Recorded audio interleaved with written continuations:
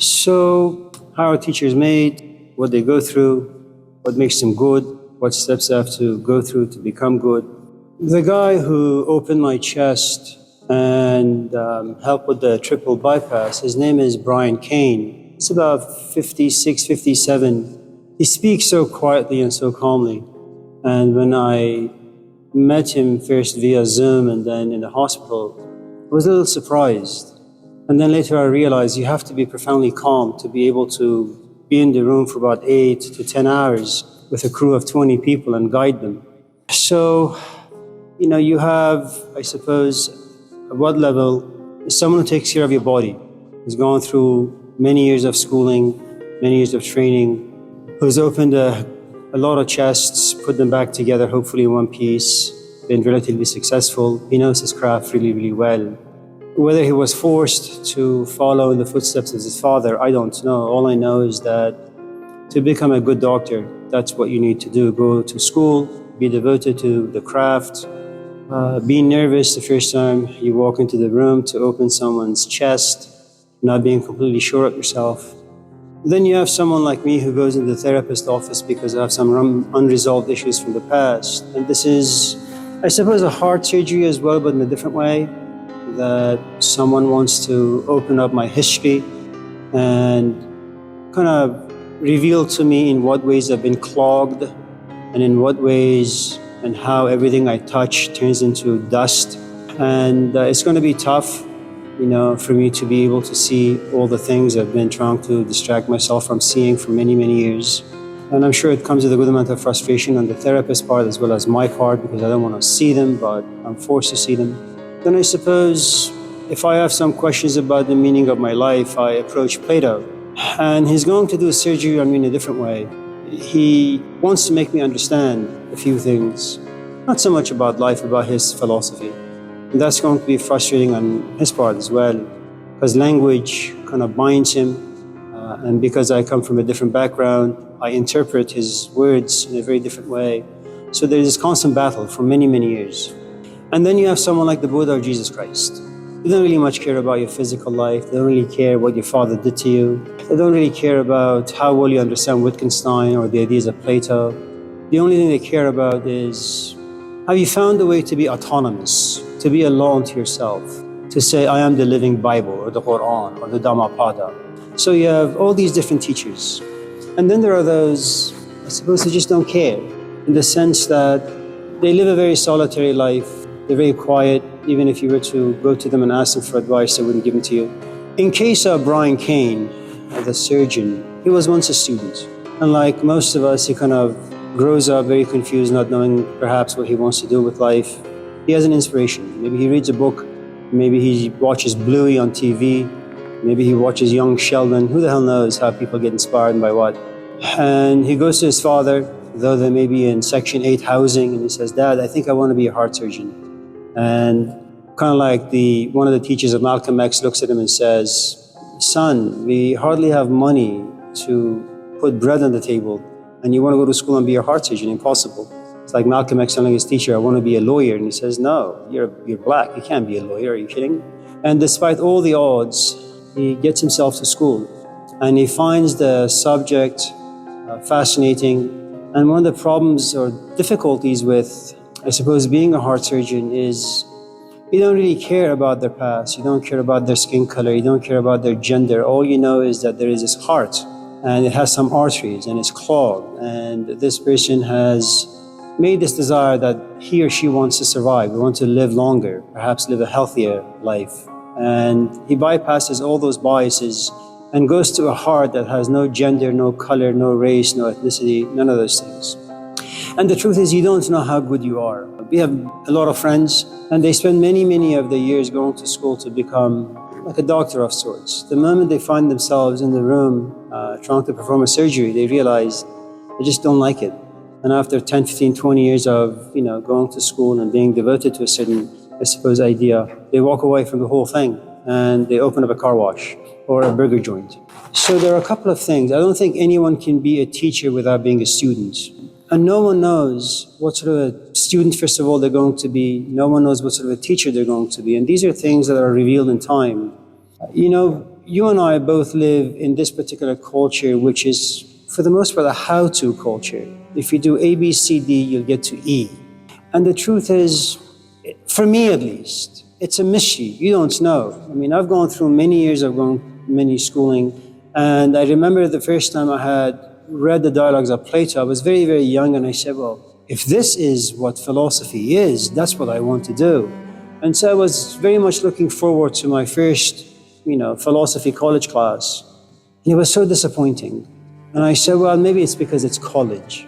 And then the four-year school was disappointing. And then I said, maybe it's because it's the bachelor's. Then I went to the master's, and they're all the same. Nobody changes.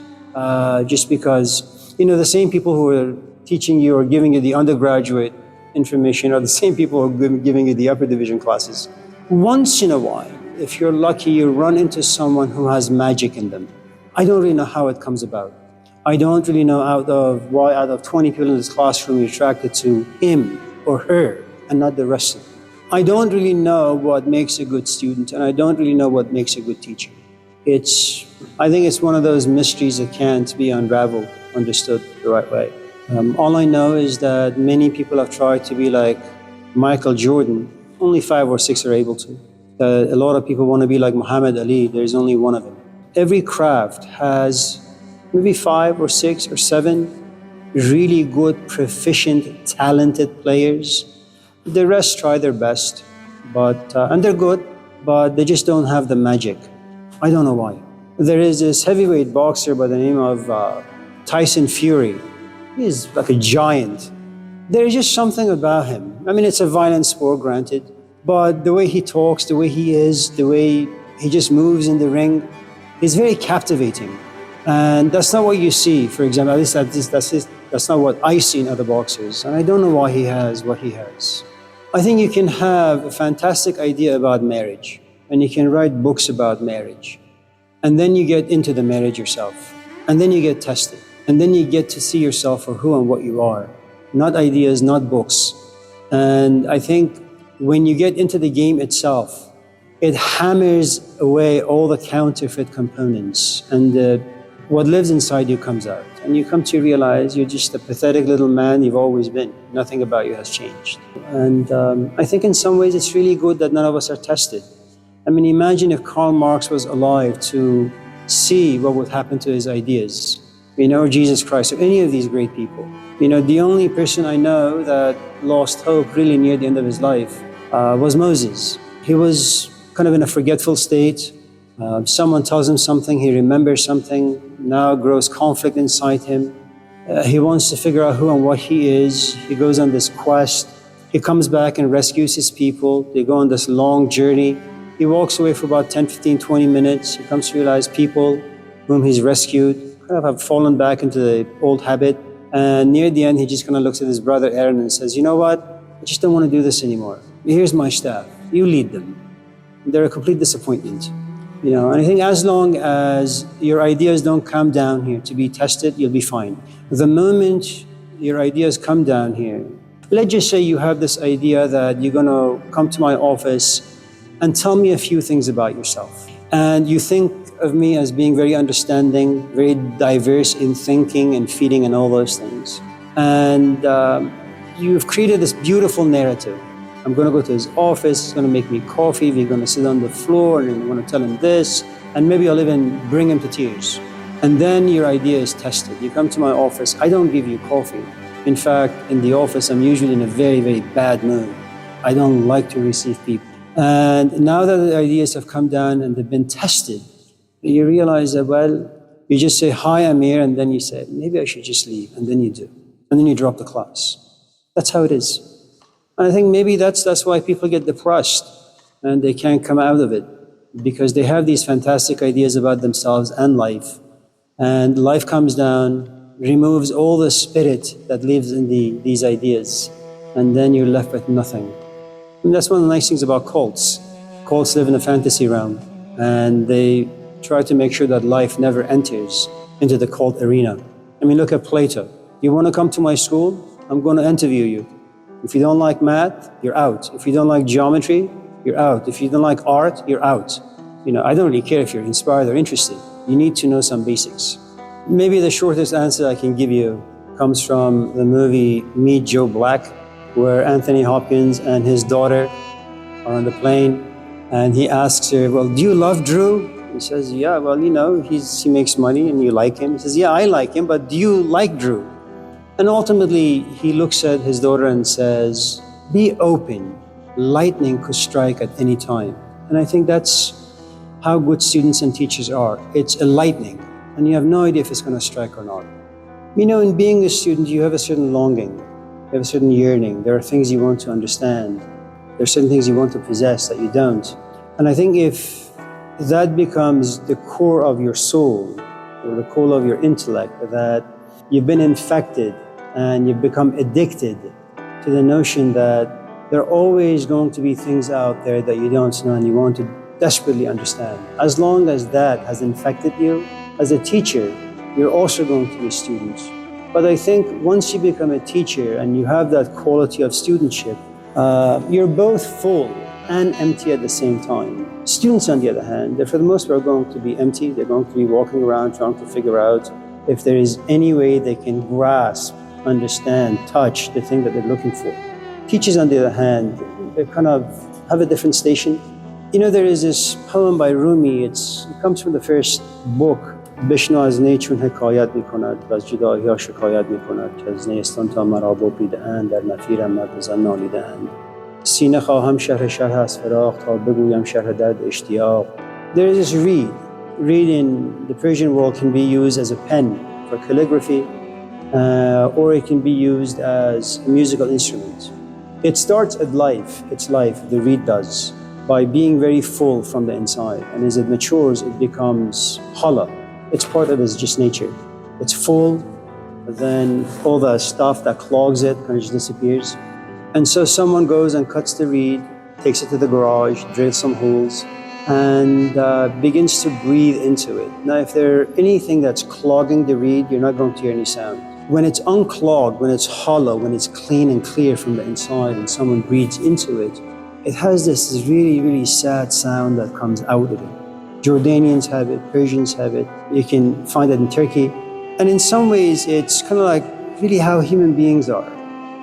You're full of yourself, you're full of the information you've accumulated over the years. There comes these moments in your life where you just wake up and you feel hollowed from within. And you usually happen to be in a very good mood. Your dad calls and says, so, how are you doing? You say, I'm doing okay, Dad. And he hears this hint of sadness to your voice. And he says, are you okay? You say, yeah. And the truth is, life has hollowed you. And the tone of your voice also makes your father a little sad. And that's the story of the reed, that I know what it means to be full. I know also what it means to be full within my community. I know what it means to be hollowed within my community. Now I've been cut. Now I live in Oakland. I don't see any other reeds. I'm all by myself. And you have this longing inside you. You want to go to your community. And none of us know really what that community looks like. Plato had argued that all of us come from the world of ideas. There is something profoundly divine about us. And down here, we are entertained by the world of shadows. This class, the grade, ideas, people, friendships, it doesn't matter what you touch. Eventually the sun is going to come out and you're going to realize that you wasted your life just being attracted to things that are not real. The Hindus call it Atman. The Jews call it the image of God. Christians call it the kingdom of God. Muslims call it the light of Muhammad. It doesn't really matter what tradition you go into. What they all argue is that human beings are really placed in a very, very strange position. I think T.S. Eliot said it best. A dog is never going to sit and say, why can't I be a cat? And an orange is never going to sit and say, why can't I be an apple? A human being, on the other hand, you have to go through hell. And if the Hindus are right, you have to go through many, many, many lifetimes to kind of be okay with who and what you are. You're not okay with being a teenager. You're not okay with being an adult. You're not okay with being this. You're not okay with being that.